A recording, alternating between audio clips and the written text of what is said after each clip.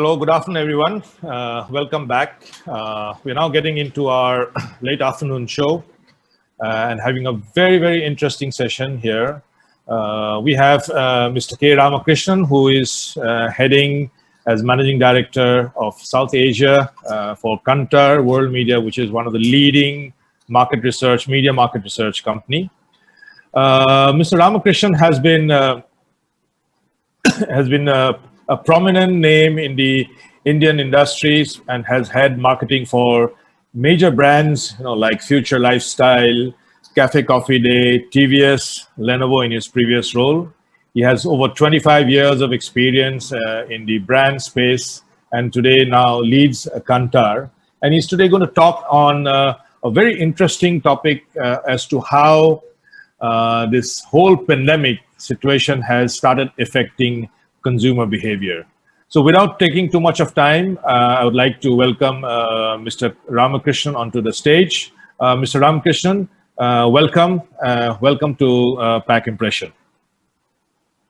Thanks, Pankaj. That was a very generous introduction, and it's a pleasure and honor to be here amidst all of you. Just to give a very brief introduction on what I do in Kantar, I represent a division called World Panel, where we have a panel of about 83,000 households, and we track what they buy in terms of their FMCG products every month, which means what atta, what toothpaste, what soap, etc. We build a database out of that, and from purchase we derive insights. So that's the fundamental role that we do. So most of my talk today is going to be based on what we have from our data. Please allow me to share my screen in a moment, please.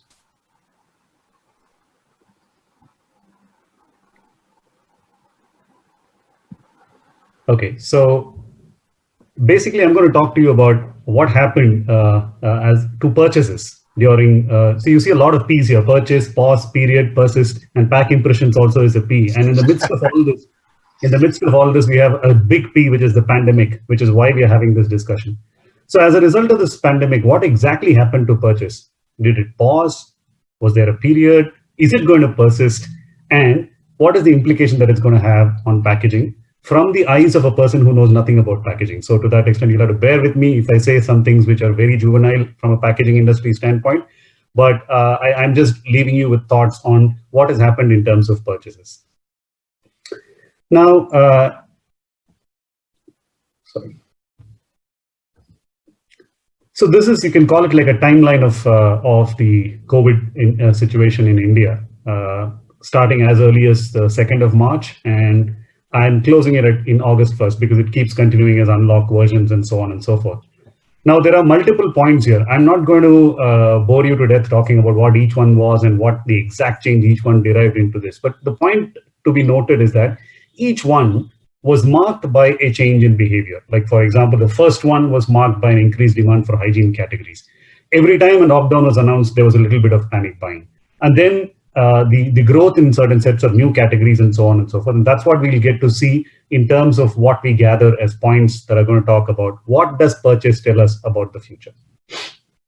So how has things changed in India? Fundamentally, I'm going to talk about these 10 points. I will detail out each one of these in the slides that will follow. First, in-home consumption actually grew. Contrary to popular belief and the rhetoric which says that the consumption is down, etc., in-home consumption when it comes to FMCG actually grew. Second, rapid acceleration in hygiene and hygiene-oriented products. I would say it was actually on overdrive. The number of trips to shops drastically reduced, fewer shopping trips. Why that is important, I'll tell you in a bit. As people stayed more at home, they focused less on grooming, so therefore grooming products took a hit.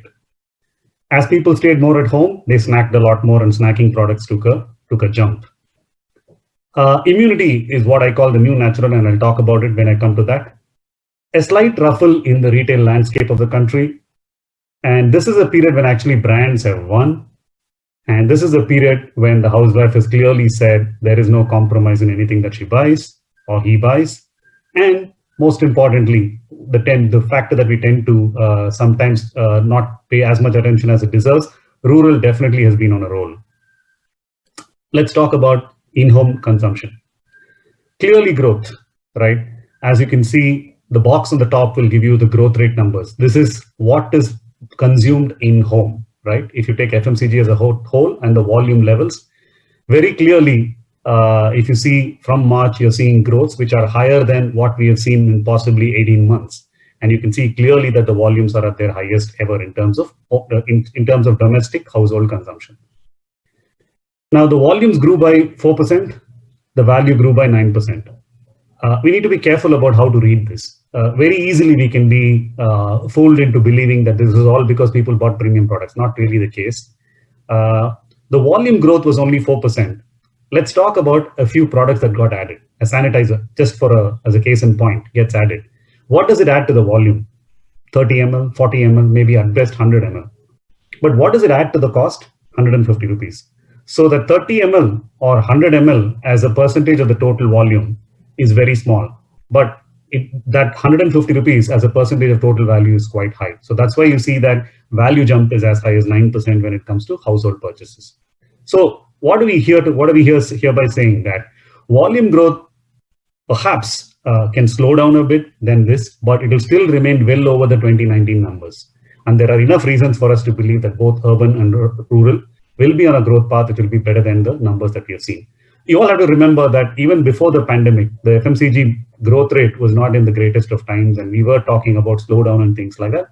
So pandemic is easy to blame, but the point is the pandemic actually improved the consumption at a household level. What does it mean for packaging?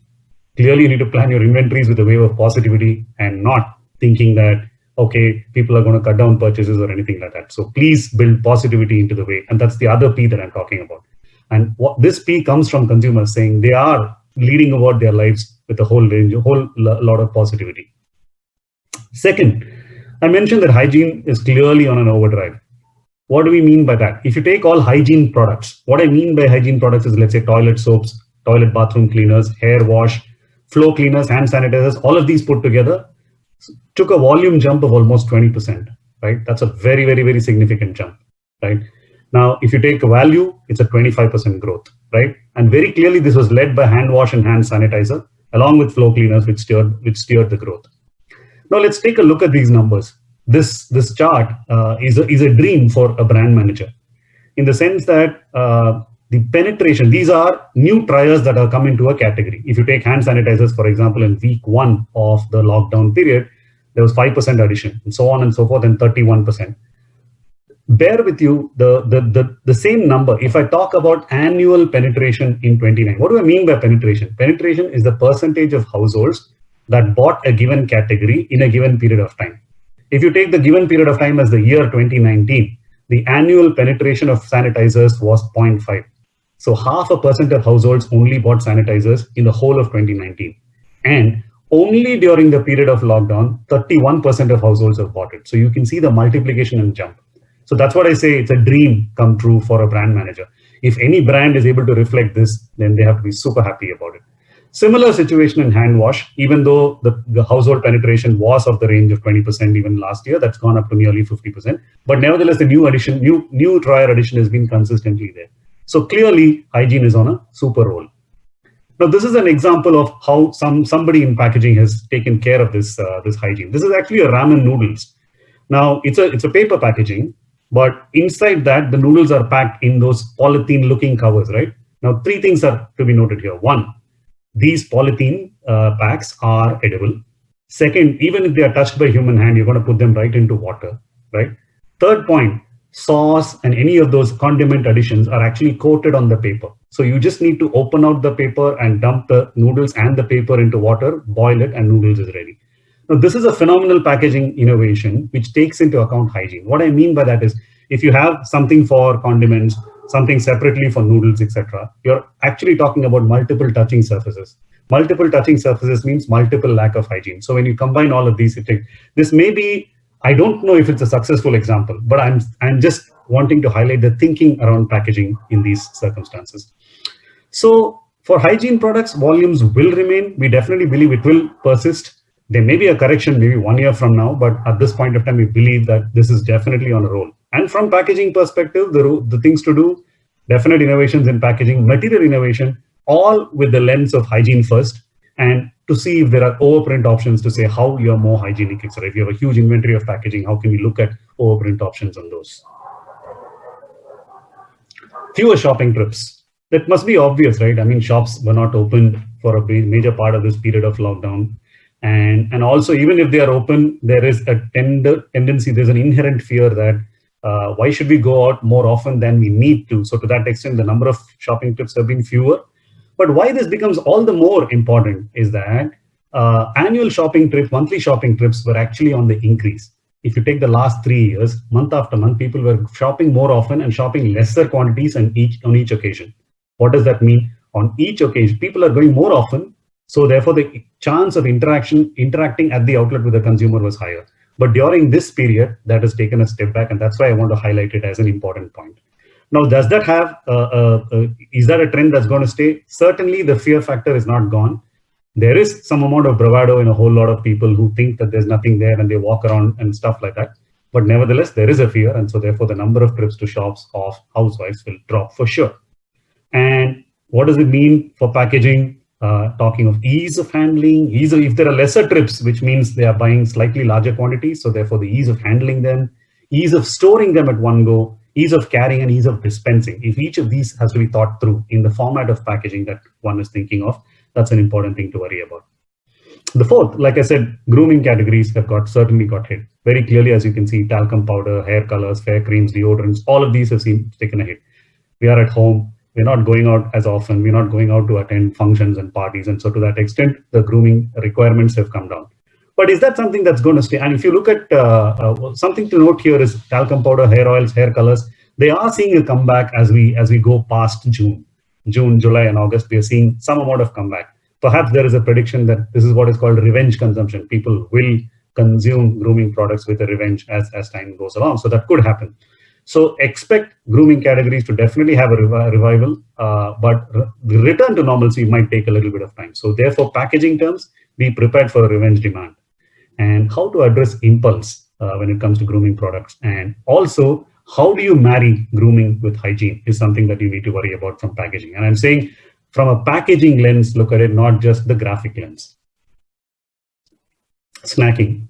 I told you this earlier. We are staying more at home. If we were in office, we would have snacked in the office. If we are outside as a trader, we would have snacked at the shop. But now we are at home, so therefore we are snacking more at home. So clearly the snacking segment volume, you can see growth everywhere. Salty snacks, 10% growth, biscuit, 7.5% growth, household, and nearly 7% growth in noodles. So therefore, definitely eating at home has definitely become a norm in a lot of ways. We expect this growth to continue, but at slightly lower levels because people may return to outside restaurants opening up, and festivals will play a little bit of a part in this. So to that extent, this will continue, but at slightly lower levels. So again, packaging implications are storage. How do we ensure storage of food and making it remain fresh and edible at all points of time? Dispensing options, do they have to open it out every time and exposed to air, or are there options which can avoid that? And of course, the hygiene of storage. All these becomes implications for the industry of packaging. Immunity is the new natural very clearly. Now, if you see the slew of launches that one has seen, in April, we had Dabur launching Tulsi Drops and Amul launching Haldi Doodh. Then we had Be Natural launching Immunity. And in fact, there's a bread brand which is called the Immunity brand, and Haldi-based milk. Now, Haldi ice creams is the latest that has been done by Amul. And Imami has talked about an immunity booster oil as well. Now, height of heights, what we saw in August was that we had Peter England shirts, which are saying the Neem and Tulsi collection, which is apparel infused with the goodness of Neem and Tulsi. Now, where is this heading? I mean, in the sense that 3 years back, one brand was really big in natural, and that natural wave, everybody jumped onto. Every brand, every category jumped onto the natural bandwagon. Even in categories which were highly chemical in nature. For example, if you take hair colors, I mean, there's as much chemical as you can think of. Even hair colors started talking about no ammonia or aloe vera laced hair color and so on and so forth. So therefore, natural was what everybody was talking about. Is immunity the new natural? Everybody is going to talk about immunity. So when they talk about immunity, I mean, let's some more on this. I mean, if you look at adult wellness drinks, very clearly they saw a growth post-COVID, which is more than what was there even before COVID. Chyawanprash, excellent example, which means they were consumed only in a season. It was more of a winter consumption kind of product, and you see the humongous growth that Chyawanprash has seen. All of these meaning to say that if you just talk health it doesn't cut ice anymore. If you talk immunity, there's a chance that it might. So therefore, immunity being the new normal, with the bitter experience of COVID, learning consumers went through in a short span of time, we definitely believe immunity will be a long-term trend. Now, how does packaging reflect immunity? What are the codes around immunity? I mean, in the sense that the codes could be in the form of colors, the codes could be in the form of images, the codes could be in the form of formats of packaging itself. How does packaging industry take this desire for immunity and translate itself into every category that they are currently addressing?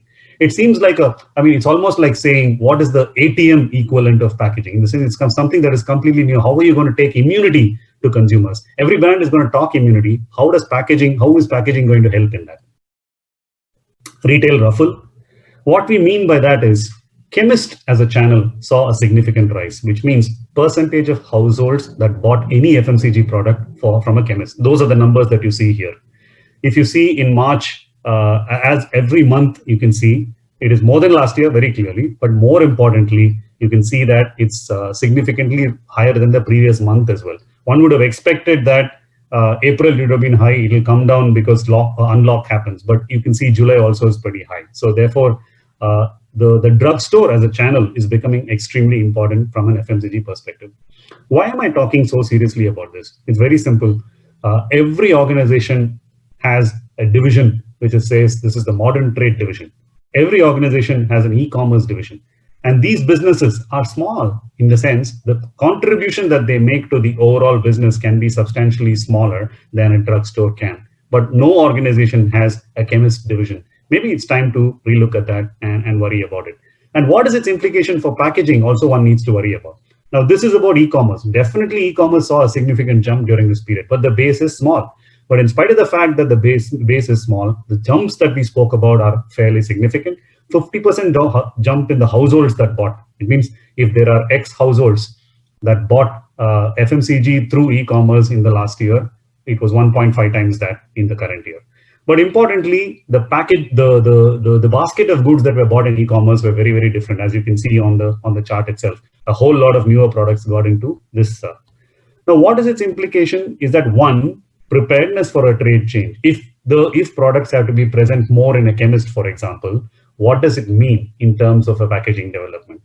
What does it mean in terms of space utilization? What does it mean in terms of odor emanation? All of those things become extremely important. So therefore, if you think that the chemist is going to become that much more important for even foods and snacks, what is the role of packaging in enabling that? Second, even consumption change. If you look at e-commerce, if a whole lot of purchase is moving towards e-commerce, it's not a whole lot. The numbers are big, but the base is small. Even then, if the change is moving towards e-commerce, what is the role that packaging plays in driving or enabling that change?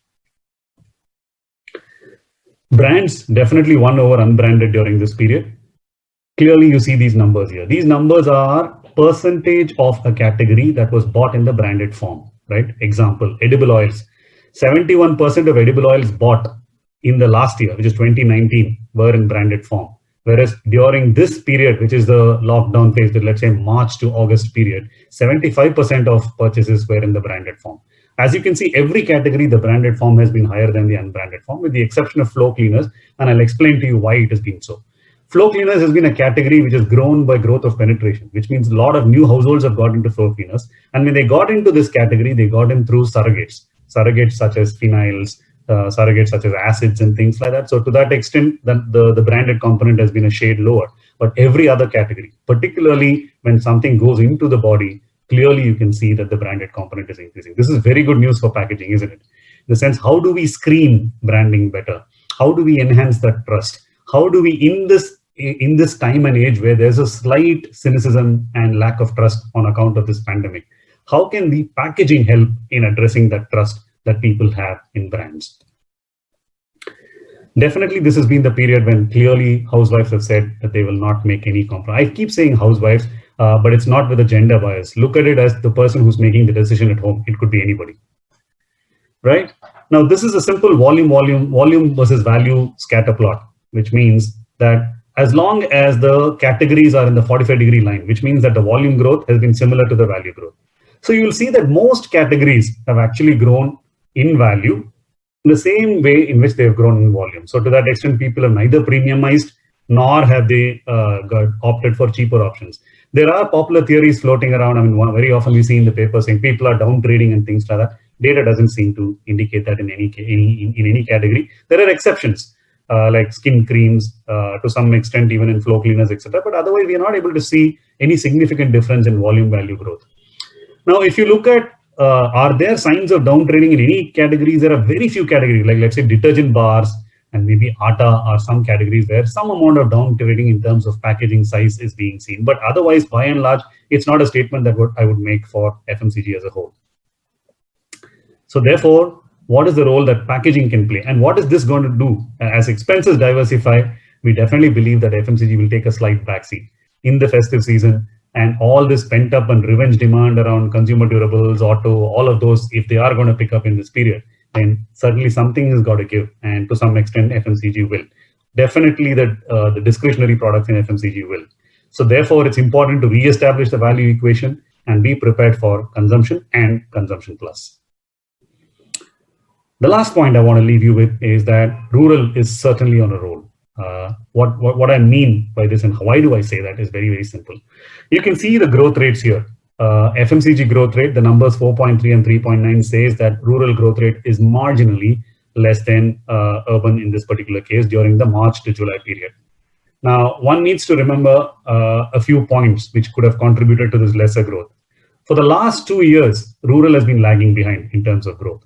And in the period of March to July, what had happened? One, firstly, there was transportation issues and there were logistical problems. When logistic issues happened, even FMCG marketers and distributors made sure that they connected the urban areas first, because it was what shall I say, low-hanging fruit, and they met that demand first. So to that extent, urban starved rural in terms of distribution of products in the first couple of months of the lockdown.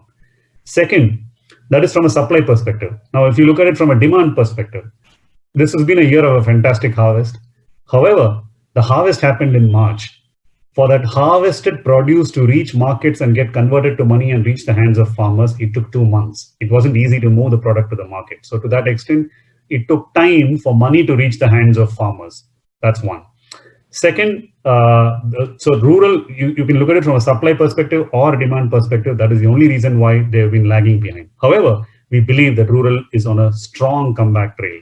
And why I say that, and you can see the growth during every month after month, you can see the rural is picking up even more. Now, why am I saying, and why am I so bullish on rural? One, manufacturing stopped, but farming never did. So therefore that continued. Excess rainfall this year, not only in June, August had the best rainfall, they say, in 40 years.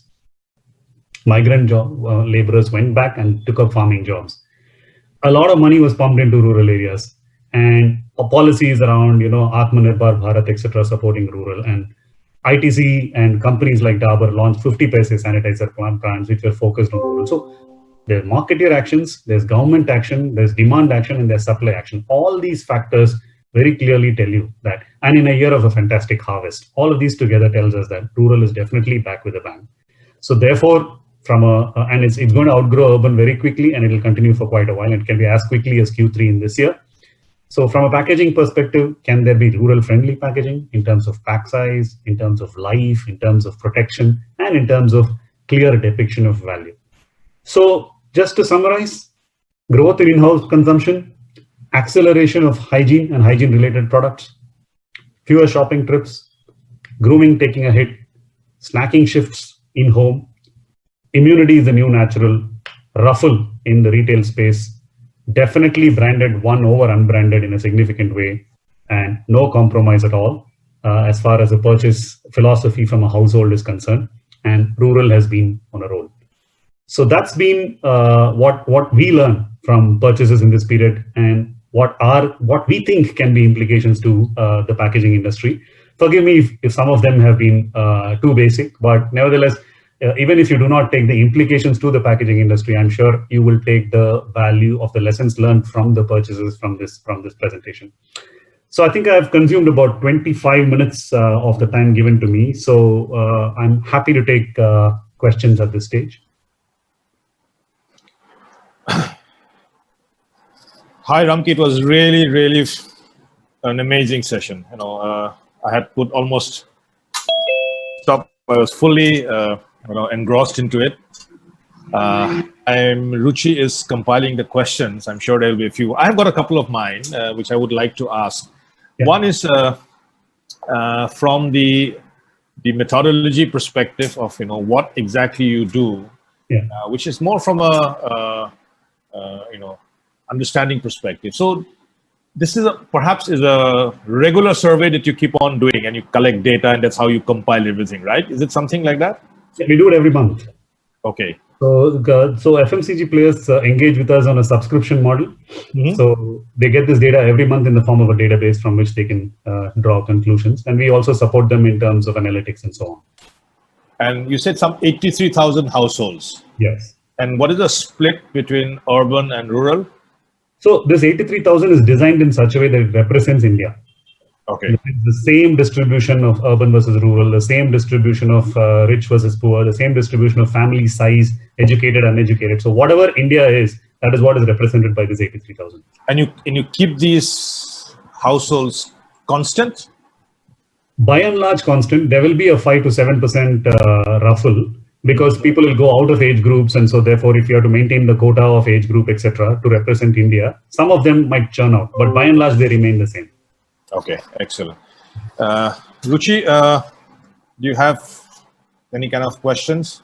There's one more which I was just going through when you talked about.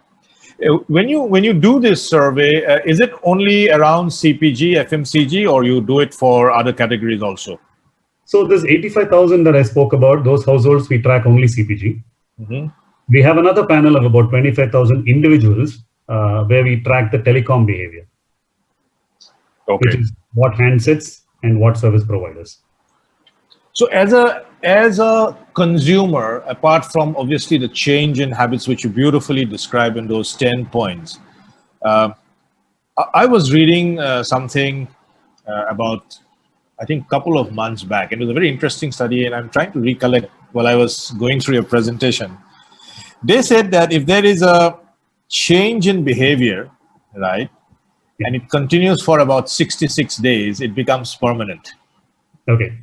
Right, and actually it was also a market study, some paper I was reading.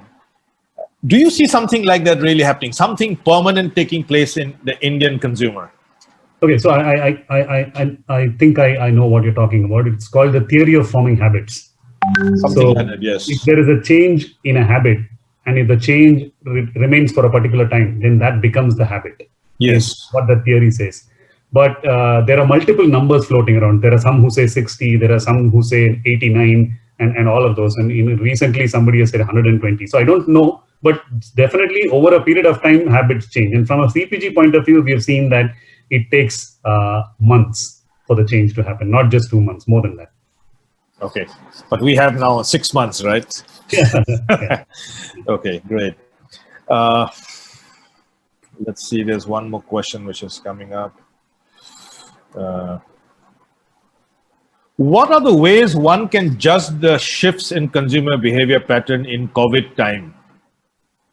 How do you see that? I mean, one was the point which was the broad things, the shopping trips or the in-house consumption. Anything else that comes your way? That's one of the questions which has come in.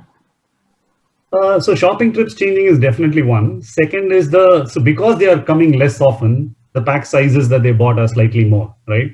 Or the quantity that they bought are slightly more. They may have bought 2 kilos instead of 1.5 kilos, but it doesn't mean that they are buying 2 kg packs.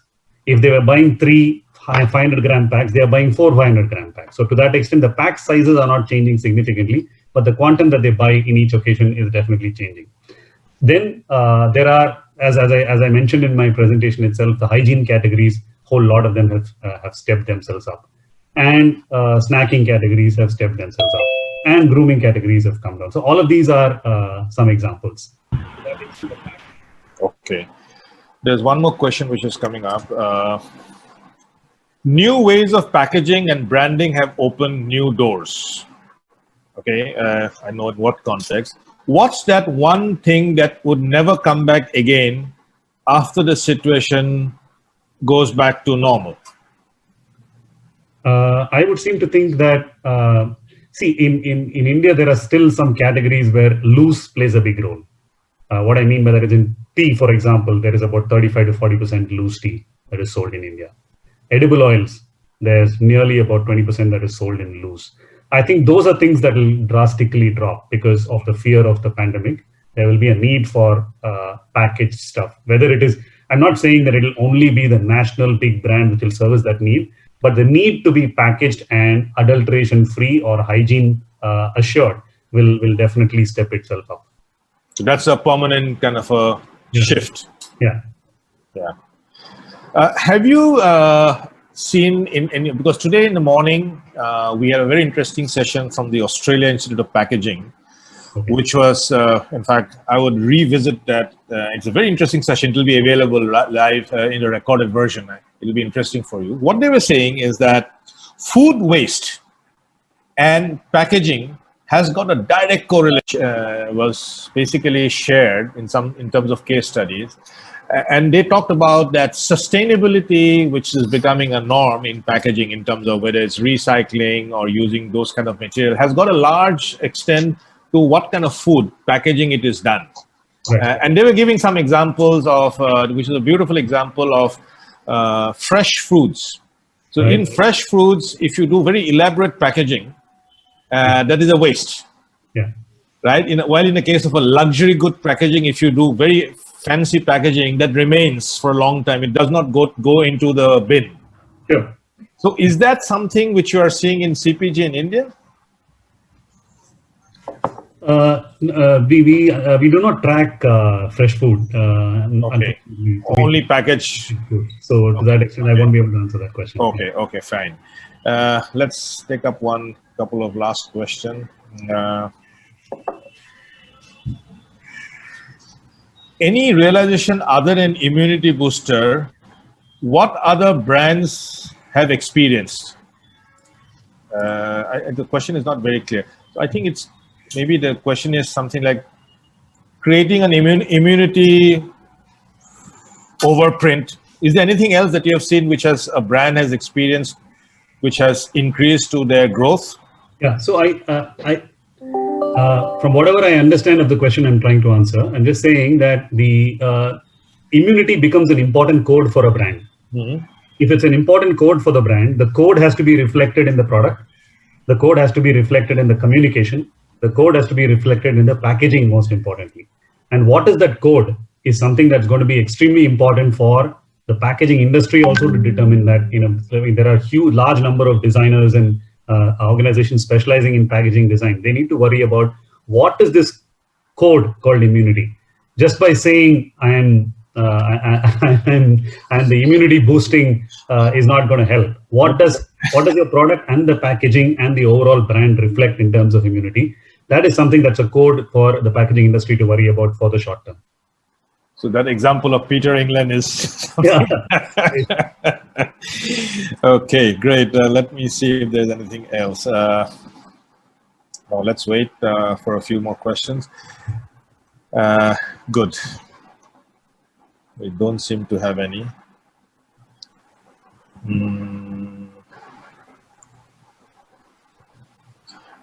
Okay, that was wonderful. I think a very engaging session. I enjoyed it, as a part of it, sharing you the questions, some of the feedbacks from the audience.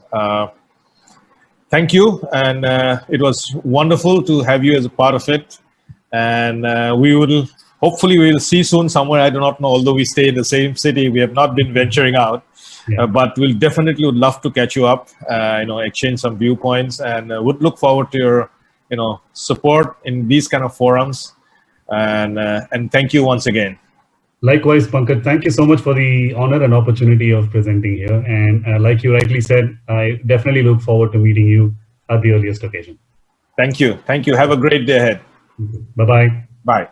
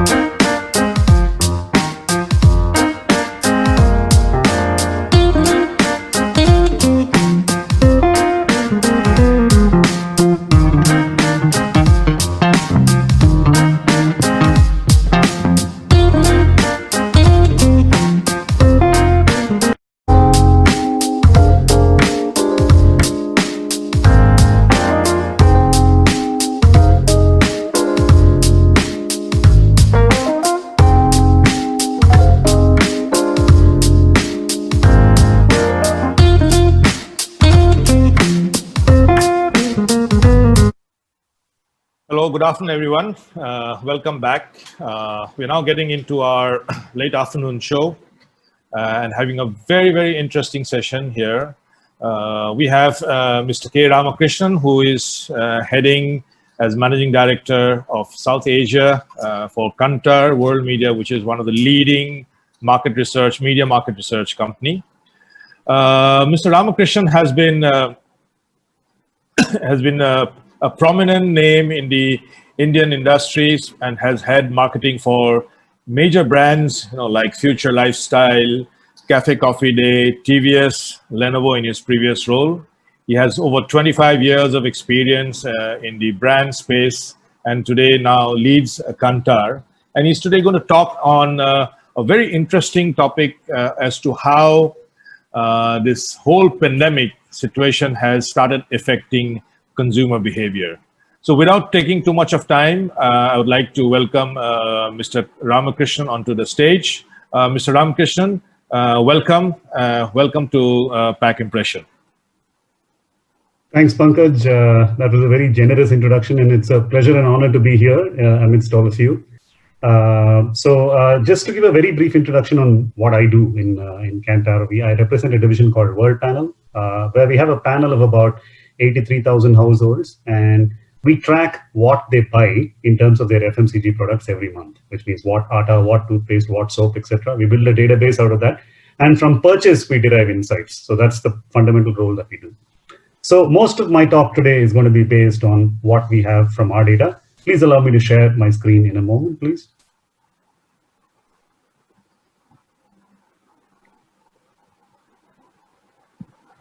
Okay, so basically, I'm going to talk to you about what happened as to purchases during. So you see a lot of P's here: purchase, pause, period, persist, and pack impressions also is a P. And in the midst of all this, we have a big P, which is the pandemic, which is why we are having this discussion. So as a result of this pandemic, what exactly happened to purchase? Did it pause? Was there a period? Is it going to persist? And what is the implication that it's going to have on packaging from the eyes of a person who knows nothing about packaging? So to that extent, you'll have to bear with me if I say some things which are very juvenile from a packaging industry standpoint, but I'm just leaving you with thoughts on what has happened in terms of purchases. Now, sorry. So this is, you can call it like a timeline of the COVID situation in India, starting as early as the 2nd of March, and I'm closing it in August 1st because it keeps continuing as unlocked versions and so on and so forth. Now, there are multiple points here. I'm not going to bore you to death talking about what each one was and what the exact change each one derived into this. But the point to be noted is that each one was marked by a change in behavior. Like, for example, the first one was marked by an increased demand for hygiene categories. Every time a lockdown was announced, there was a little bit of panic buying. And then the growth in certain sets of new categories and so on and so forth. And that's what we'll get to see in terms of what we gather as points that are going to talk about what does purchase tell us about the future. So how has things changed in India? Fundamentally, I'm going to talk about these 10 points. I will detail out each one of these in the slides that will follow. First, in-home consumption actually grew. Contrary to popular belief and the rhetoric which says that the consumption is down, etc., in-home consumption when it comes to FMCG actually grew. Second, rapid acceleration in hygiene and hygiene-oriented products. I would say it was actually on overdrive. The number of trips to shops drastically reduced, fewer shopping trips. Why that is important, I'll tell you in a bit. As people stayed more at home, they focused less on grooming, so therefore grooming products took a hit. As people stayed more at home, they snacked a lot more, and snacking products took a jump. Immunity is what I call the new natural, and I'll talk about it when I come to that. A slight ruffle in the retail landscape of the country. And this is a period when actually brands have won. And this is a period when the housewife has clearly said there is no compromise in anything that she buys or he buys. And most importantly, the factor that we tend to sometimes not pay as much attention as it deserves, rural definitely has been on a roll. Let's talk about in-home consumption. Clearly growth, right? As you can see, the box on the top will give you the growth rate numbers. This is what is consumed in home. right? If you take FMCG as a whole and the volume levels, very clearly, if you see from March, you're seeing growths which are higher than what we have seen in possibly 18 months. And you can see clearly that the volumes are at their highest ever in terms of domestic household consumption. Now, the volumes grew by 4%, the value grew by 9%. We need to be careful about how to read this. Very easily, we can be fooled into believing that this is all because people bought premium products. Not really the case. The volume growth was only 4%. Let's talk about a few products that got added. A sanitizer, just as a case in point, gets added. What does it add to the volume? 30 ml, 40 ml, maybe at best 100 ml. But what does it add to the cost? 150 rupees. So the 30 ml or 100 ml as a percentage of the total volume is very small. But that 150 rupees as a percentage of total value is quite high. So that's why you see that value jump is as high as 9% when it comes to household purchases. So what are we hereby saying? That volume growth perhaps can slow down a bit than this, but it will still remain well over the 2019 numbers. And there are enough reasons for us to believe that both